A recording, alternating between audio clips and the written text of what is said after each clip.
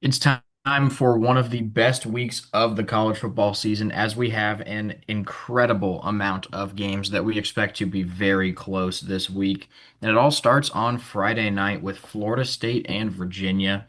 That one I do think is going to be really close, but we actually have an upset getting pulled here. We predicted this in the preseason, and I think that while Florida State has looked very solid so far, Virginia's a little bit underrated.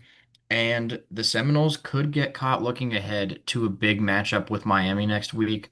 I think that they get upset here on the road and a really surprising top 10 upset to start off a chaotic week. It's another big game on Friday night, TCU versus Arizona State.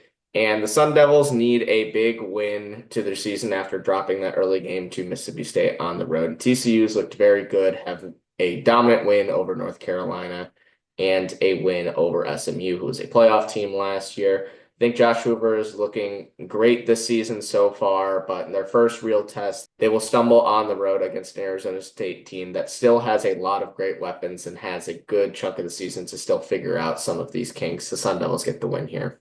Next up is USC and Illinois. And the Fighting Illini got absolutely embarrassed last weekend. Indiana could do whatever they wanted against this defense, and that's definitely a concern with a very strong USC offense coming to town.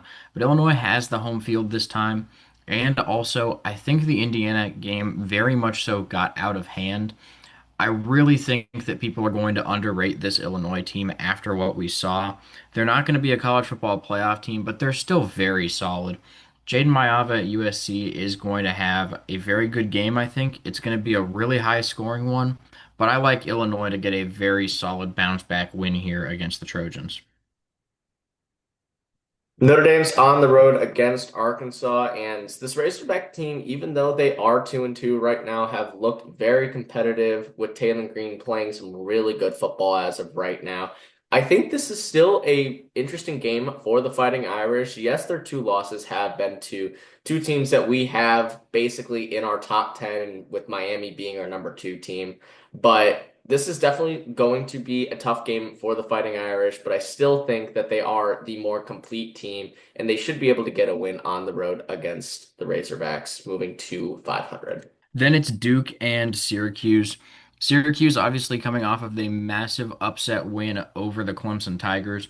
That one was absolutely huge for their program, but I think Duke is starting to get a little bit overlooked after losing two games to start the year. They're not looking great right now, but they have the potential, and I think that the Orange are due for a little bit of a letdown at home here. It's a little bit controversial, but Duke's favored here. I think they really are going to be able to pull this one out on the road. Very solid team overall. And the big reason here is that Syracuse will be without starting quarterback Steve Angeli for the rest of the season after he suffered an injury in that win over Clemson, which is going to hurt Syracuse for the rest of their season, in our opinion. Next game up is Louisville versus Pitt, two teams in the ACC that have a lot of potential, and we're both very high on both of these teams. But Pitt, even though they did lose to West Virginia in that overtime game, and West Virginia has not looked very good throughout the season, we still think Eli Holstein is very, very good. This offense is going to be very explosive, and Louisville's offense is also going to be very good, but they haven't really played anyone so far in the season. With Pitt being at home, we are going to go with the Panthers here to beat the Cardinals. Next up, one of the biggest matchups of the week, LSU and Ole Miss. Surprisingly, the Rebels are the favorites here, and I can kind of understand where people are coming from because LSU's two biggest wins, Clemson and Florida, have lost quite a bit of luster as both teams are now 1-3. But I really like this LSU team still. Their defense has been very solid, and they still have one of the Heisman frontrunners at quarterback in Garrett Nussmeier. I really do think they're going to be able to go on the road and pull out a very close win over a solid, but in my opinion, a little bit overrated Ole Miss team. Another big SEC matchup, Auburn trying to bounce back from that loss to Oklahoma, and Texas A&M looking to start 4-0 this year. Both these teams have great offenses, and their defenses have been playing very solid as of late. This really could go either way, but the big X factor in this game is that this is at Kyle Field, one of the toughest stadiums to play at in the country. Texas A&M might be on par with Auburn. Auburn's rushing attack with Jackson Arnold might be able to give the Aggies some trouble. But when it comes to games at Kyle Field, we are going to go with the home team in the Texas A&M Aggies. Next up is Indiana and Iowa. This game I don't think is going to be quite as close as people expect. The Hawkeyes still have a good defense, but I'm not going to trust their offense yet. And we just saw what Indiana's offense is capable of. I doubt they'll drop 63 points in Iowa, but they definitely should win this game pretty comfortably. They are, in my opinion, a solidly top 10 team. And with how Fernando Mendoza's playing, I just can't see the Hoosiers losing this game. A huge matchup for the number one team in the country in the Ohio State Buckeyes as they will travel on the road to face Washington at Husky Stadium. Washington is riding a 22 game win streak at home dating back to 2021. And they have a really solid team. This offense is one of the most explosive in the country, led by Damon Williams. And we saw what happened last week in the Apple Cup. This Washington team can put up a lot of points, but they have yet to play a defense like that of the Buckeyes, one of the best defenses in the country, if not the best defense in the country. I really wouldn't be surprised if Ohio State were to get upset in this game, given Washington's home record and how the team has looked.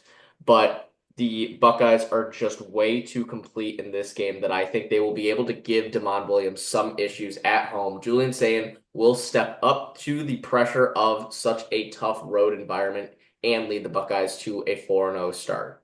Then it's Utah and West Virginia. This game we almost didn't even put on here, but West Virginia, I think, is going to be a little bit overhyped after pulling off a very impressive upset over Pitt.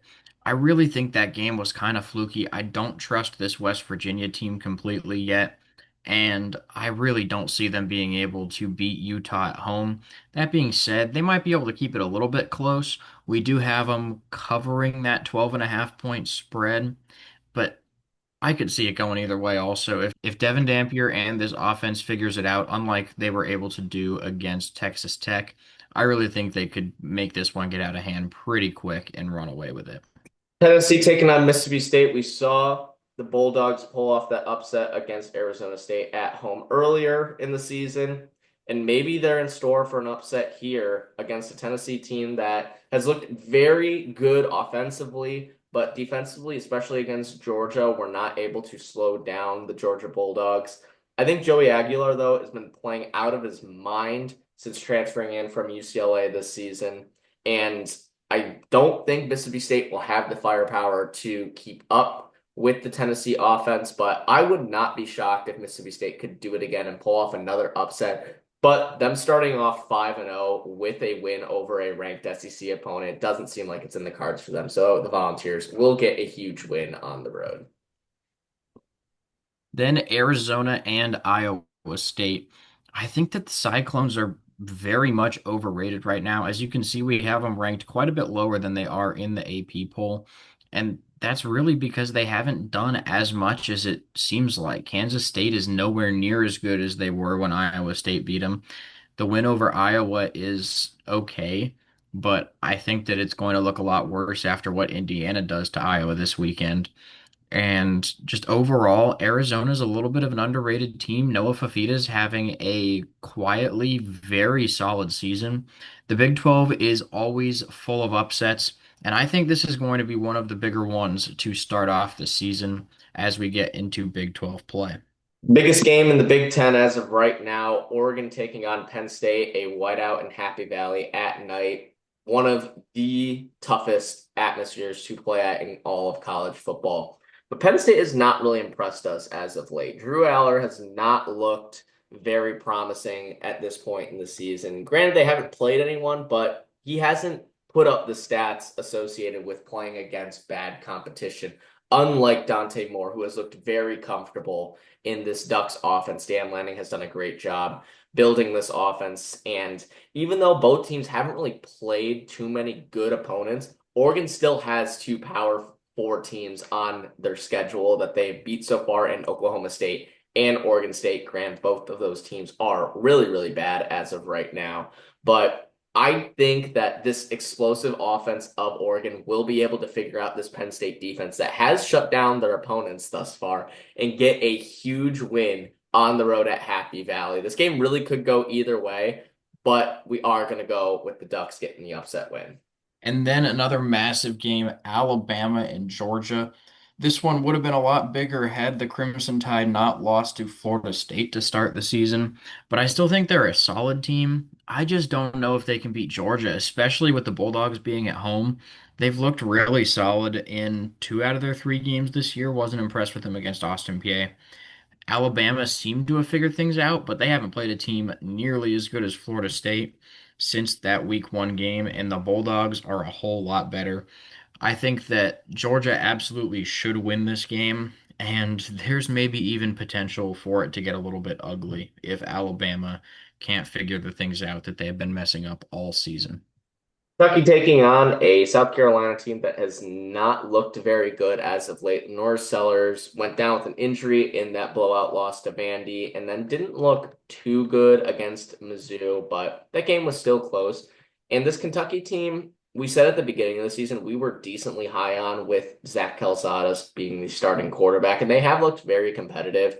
But this game is at home for the Gamecocks, and they need a win big time. And I think they will get it over a Kentucky team that, despite having some good offensive players, will not be able to slow down this offense of the Gamecocks. And I do think this is the game where South Carolina's defense can have a reset and start to do more of what we saw from them last season when their defensive line was one of the best in the country. And then finally, one of the latest games of the night, BYU and Colorado. I think that BYU is very much going to win this game. They've had a really solid offense so far this year, which is a little bit surprising given that they lost Jake Retzlaff to the transfer portal after some controversy. But this Colorado team has not impressed so far this season. I think that Dion, his job might not be in risk just yet because of his name brand value. But Colorado just doesn't seem to be a good football team with him as the head coach. So I think that the Cougars absolutely should win this game on the road and move to 4-0. So thank you guys for watching. Please make sure to like and subscribe, and we'll see you in our next video.